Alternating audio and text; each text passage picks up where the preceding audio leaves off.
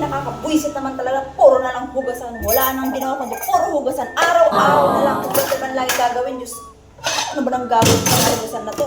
Palagi na lang. Ako na lang lagi na ang naghuhugas. Ay, tuwain ko naman talaga lagi ang maghugas. Diba? Talaga naman. Sabi ko, ligpit tong mga tinupi ko eh. Ano ba naman yan? Ako na nga naglaba. Ako pa magliligpit ng mga tupiin.